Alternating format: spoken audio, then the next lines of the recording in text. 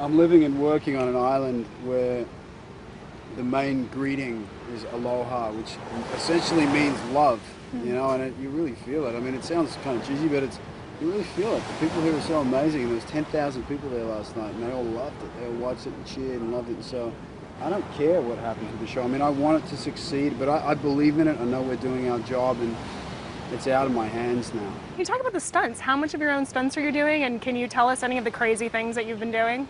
In episode 101, I do a stunt that's probably about 30 feet off the ground. I'm standing on a handrail, so I'm already sort of teetering on this handrail, and I jump about 15 feet out, 30 feet high, and with one hand horizontally grab a chain as I'm firing my gun at an enemy, and I swing on the chain and slide down the chain and keep firing.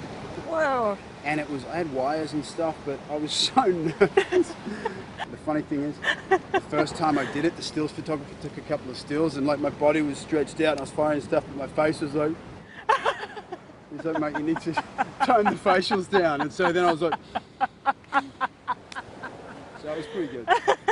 So tell me about just the challenges of, you're now playing a native Hawaiian. Your character is a native Hawaiian, correct? Or he grew up in Hawaii? Well, he is a native Hawaiian, but he went away for a long time. Like, he was sent to the mainland as a kid. You know, his father sent him away for reasons that we will find out throughout the series. And when he comes back here, yes, he does know a bit of Pidgin, and you know, he does know the area really well, and he knows a lot about the island from growing up here, but he does feel like an alien again. And I think that's one of the things about McGarrett, is that he feels alone in this world. You know? He feels he's lost both his parents now, and he feels detached in this world, and that's why the connection that the connection that he finds with Dano, his new partner, is so important.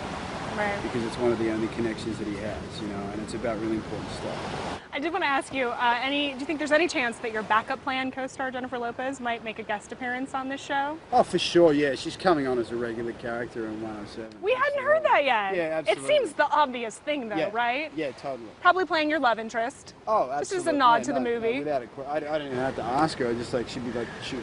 Well, she's waiting for the call, I know. No, but I do think, all jokes aside, because that was a joke, because I'm sure she won't be on the show. She's going to be on Idol. I think it's a joke. We just heard this today, and I wanted to ask you about that. Yeah, how do you think she's going to do?